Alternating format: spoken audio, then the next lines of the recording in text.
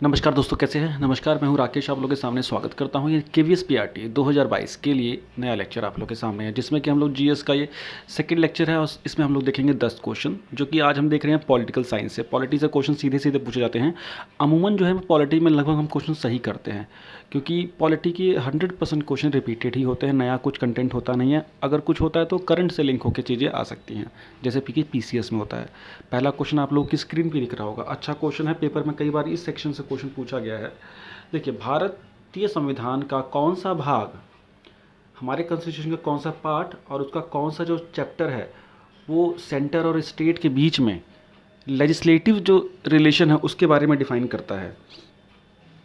तो राज्यों के बीच विधायी शक्तियां या विधायी संबंधों के बारे में कौन रिलेशन इस्टेब्लिश करता है, किस भाग में दिया हुआ है। भाग 11 का अध्याय 2, पहले को पार्ट में था भाग 11 का अध्याय 1, भाग 12 का अध्याय 1 या भाग 12 का अध्याय 2। तो इसमें जो आंसर हमारा होगा पार्ट 11 चैप्टर 1। पार्ट 11 जो हमारा भाग 11 है वो लेजिस्लेटिव डिफरेंसेस बताता है, इनके बीच में पावर सेपरेशंस के बारे में बात करता है। ठीक है, A for America. Second question अगर हम देखें, बहुत ही सही क्वेश्चन है, पेपर में यहाँ से पूछा गया। पिछली वीडियो में भी इससे रिलेटेड एक क्वेश्चन था, जब मैंने हमारे कॉन्स्टिट्यूशन के आप लोगों को ना कम से कम कुछ इंपॉर्टेंट जो सेक्शन हो पता होने चाहिए हमेशा से। जैसे मैं बताऊं आपको कि फंडामेंटल राइट से हमेशा क्वेश्चन आता है, पंचायती राज से हमेशा क्वेश्चन आएगा, पार्लियामेंट से हमेशा क्वेश्चन आएगा। पार्लियामेंट में ही आपके प्रेसिडेंट वगैरह सारे इंक्लूडेड हैं। पार्लियामेंट में कौन कौन से चैप्टर हैं, प्रेसिडेंट, लोकसभा, राज्यसभा, है ना। तो अब इसमें बोला हुआ है कि कौन सा पार्ट किससे रिलेटेड है। संविधान का दूसरा भाग मौलिक अधिकार से रिलेटेड है। जी नहीं, हमने कल ही बोला था कि संविधान का दूसरा भाग जो है, कॉन्स्टिट्यूशन का दूसरा पार्ट, वो सिटीजनशिप से रिलेटेड है। ठीक है, गलत हो गया। कॉन्स्टिट्यूशन का तीसरा भाग सिटीजनशिप से है, नागरिकता से है, नहीं, दूसरा भाग है, ये भी गलत हो गया। संविधान का 4th ए, चौथा क भाग जो है मौलिक कर्तव्यों से रिलेटेड है। बिल्कुल जी, यही सही है ना। 4th ए इसलिए देखो, 4th है हमारा किससे, डीपीएसपी से, राज्य के नीति निर्देशक सिद्धांत। आप एक चीज़ याद रखना, जो भी ABC करके आपको दिखेगा ना, तो ये संविधान में अलग से ऐड हुआ है ना। ये स्वर्ण सिंह कमेटी की रिकमेंडेशन में जाके ये फंडामेंटल ड्यूटीज़ ऐड हुई थी। पहले 8 ड्यूटी रिकमेंड की गई थी और टोटल 10 ड्यूटीज़ इसमें ऐड की गई थी। बाद में 86वें संविधान संशोधन के बाद 11वां जो फंडामेंटल ड्यूटीज़ थी कि 6 से 14 साल के बच्चों को पेरेंट्स की भी जिम्मेदारी है कि विद्यालय भेजें, है ना। तो वर्तमान में 11 फंडामेंटल ड्यूटीज़ हमारी हैं, भाग 4A। क्लियर हो गया। थर्ड क्वेश्चन की ओर अगर आप चलते हैं, थर्ड क्वेश्चन आपसे क्या बोल रहा है, बहुत ही मस्त क्वेश्चन है। संविधान के निर्माताओं का मत निम्नलिखित में से किस में प्रतिबंधित होता है। मतलब हमारे जो कॉन्स्टिट्यूशन मेकर थे, हमारी जो कॉन्स्टिट्यूएंट असेंबली थी, संविधान सभा थी, उसका जो लक्ष्य था संविधान बनाने का, उसका भाव, हमारे संविधान का सार किस में दिखता है, उद्देशिका में दिखता है, हमेशा प्रियम्बल में। हमारे प्रियम्बल में छोटी छोटी चीज़ें कुछ बोली गई हैं, एक एक पैरा, उसमें ये बता दिया गया है कि एक्चुअली जो ये कॉन्स्टिट्यूशन है किसको बिलोंग करता है, क्यों बिलोंग करता है, किस लिए इसको बनाया गया है और क्या चीज़ें इसमें अक्षुण्ण रखी जाएंगी। देखिए, इस तरह के लेक्चर बहुत इफेक्टिव होते हैं। प्लीज़ अगर आप सिंसियर लर्नर हैं तो इसका फ़ायदा उठाइएगा। ये PDF आपको टेलीग्राम ग्रुप में मिल जाएगी, लेकिन मेक श्योर कि आपको 10 में से 10 स्कोर आए। कितने क्वेश्चन आपके सही हो रहे हैं मुझे ज़रूर स्कोर बताइएगा।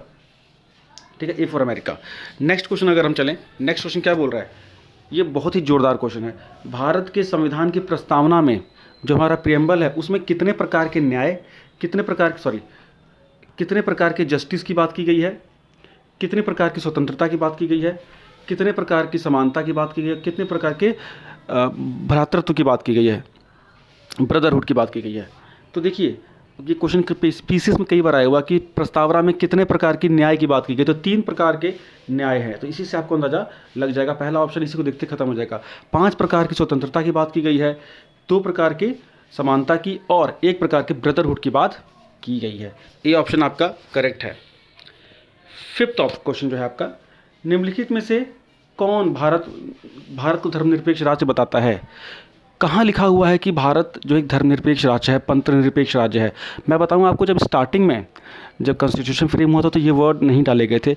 बाद में जो मिनी कॉन्स्टिट्यूशनल अमेंडमेंट बना है ना, 1942वां संविधान संशोधन, उसमें ये ऐड किया गया, किसमें, भारत की प्रस्तावना में, कि भारत एक पंथ निरपेक्ष राज्य भी होगा। सेकुलर वर्ड भी डाला गया। पंथ निरपेक्ष मतलब कि इस राज्य का अपना कोई धर्म नहीं है, अर्थात इस जो जितने धर्म है सबको इक्वल पैट्रनेज दी जाएगी। ठीक है, तो बी ऑप्शन आपका करेक्ट हो गया।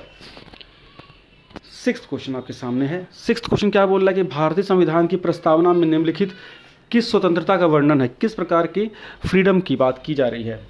ए विचार की स्वतंत्रता, बी विचार प्रकट करने की स्वतंत्रता, सी विश्वास की स्वतंत्रता, डी आर्थिक स्वतंत्रता। ये देखिए, एक मिनट, सॉरी, ये इसमें, हाँ वही मैं कह रहा था, ये इसमें कि किस प्रकार की स्वतंत्रता अवेलेबल नहीं है, ये आर्थिक स्वतंत्रता उपलब्ध नहीं है। ये क्वेश्चन पीसीएस में भी आया था। देखिए, इकोनॉमिक फ्रीडम की बात इसमें गारंटी नहीं दी गई है, बाकी सारी जो फ्रीडम है उसकी गारंटी दी गई है। ऑप्शन अगर इस तरह से भी क्वेश्चन हो सकता है कि कौन कौन से हैं, तो पहला, दूसरा, तीसरा, इस प्रकार की फ्रीडम की बात हमारे संविधान की प्रस्तावना में कही गई है। आर्थिक स्वतंत्रता की कहीं बात देखने को मिलती नहीं है, प्रीएम्बल में खास तौर से। ठीक, नेक्स्ट क्वेश्चन, हमारे संविधान का कौन सा भाग संविधान की आत्मा कहलाता है? मेरे हिसाब से सबसे आसान क्वेश्चन, परीक्षा में लगातार पूछा जाता था, सबसे आसान सा क्वेश्चन माना जाता है। हमारे संविधान का जो उद्देशिका, जो प्रीएम्बल है, वही एक प्रकार से आत्मा कही जाती है। नेहरू जी ने भी इसको ही संविधान की आत्मा बोला है। बी.आर. अम्बेडकर जी ने संवैधानिक जो फंडामेंटल राइट्स हैं उसमें जो आर्टिकल 32 है उसको संविधान की आत्मा बोला था कि कॉन्स्टिट्यूशनल रेमेडीज़ का जो अधिकार है, संवैधानिक उपचारों का जो अधिकार है, मतलब आपके अधिकार अगर हनन होते हैं तो उसके खिलाफ आप न्यायालय जा सकें, इसको मूल आत्मा बोला था। लेकिन मूल रूप से ज़्यादातर मेजोरिटी ने प्रीएम्बल को संविधान की आत्मा बोला, क्योंकि प्रीएम्बल में सारी जो हमारे सार है हमारी कॉन्स्टिट्यूशन का वो परिलक्षित होता है। नेक्स्ट क्वेश्चन, चैनल पे नए हैं तो लाइक कर दीजिएगा, सेशन अच्छा लग रहा है तो प्लीज़ लाइक कर दीजिएगा, और केवीएसपीआरटी के लिए बिल्कुल रेडी रहिए। केवीएसपीआरटी इस साल होगा, चाहे जब भी हो, नेगेटिविटी में मत फंसिएगा और प्रिपरेशन लगातार करते रहिए। जितना मैं इस चैनल पे करा दूंगा केवीएस के लिए, आप एक बहुत ज़बरदस्त पेपर को होते हुए देखेंगे। संविधान को एक पवित्र दस्तावेज किसने बोला?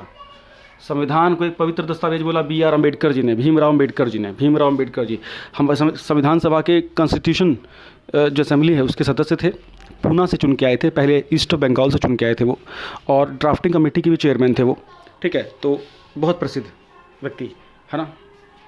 9वां क्वेश्चन, किस केस के फैसले में सर्वोच्च न्यायालय में पहली बार घोषित किया कि जो प्रीएम्बल है वो संविधान का हिस्सा नहीं है? देखिए, इसके ऊपर कई सारी चीज़ें, बेरूबारी केस जो था पहला, सबसे पहला इसी बेरूबारी केस में ही पहले बोला गया कि जो कॉन्स्टिट्यूशन, जो उद्देशिका है वो संविधान का हिस्सा नहीं है, इसलिए इसमें कोई अमेंडमेंट नहीं हो सकता है। यही तो बाद में चेंज हुआ था केशवानंद भारती वाले केस में, सज्जन सिंह वाले केस में, गोलकनाथ वाले केस में, है ना। ये गोलकनाथ और केशवानंद भारती वाले केस में चेंज हुआ था, और केशवानंद भारती में चेंज करते हुए फाइनली बेसिक स्ट्रक्चर का डॉक्ट्रिन दे दिया था कोर्ट ने, है ना। वो जो कि अब तक है कि जो संविधान बना हुआ है इसके किसी भी हिस्से में संसद जो है अमेंडमेंट कर सकती है, लेकिन कोई भी ऐसा अमेंडमेंट नहीं हो सकता जिससे इसकी मूल आत्मा पर असर पड़े। वो केशवानंद भारतीवाद था। लेकिन सबसे पहले बेरूबारी में क्या बोला गया था कि संविधान का हिस्सा नहीं है प्रीएम्बल। ठीक है, ये पलट गया था बाद में गोलकनाथ केस में। लास्ट क्वेश्चन, भारतीय संविधान की उद्देशिका में कितने प्रकार के न्याय की व्यवस्था की गई है? जैसा मैंने बताया था अभी पहला क्वेश्चन था ना, दूसरा तीसरा क्वेश्चन, 3 प्रकार के न्याय की बात की गई है। 3 प्रकार के न्याय की बात की गई है। ये 10 क्वेश्चन कैसे लगे रिकॉर्ड टाइम में? और यकीन मानिए इन क्वेश्चंस के लिए इतना ही टाइम सफिशिएंट है, ठीक है ना। और जितना मैंने डिस्कस किया है इससे आपका काम चल जाएगा, बस इनकी नोटिंग करते रहिएगा। टेलीग्राम ग्रुप से नहीं जुड़े हैं, जुड़ जाइएगा। ऐप पे ये PDF ऑलरेडी पड़ी हुई है, क्विज के रूप में भी पड़ी हुई है, देख सकते हैं। Thank you so much, bye bye.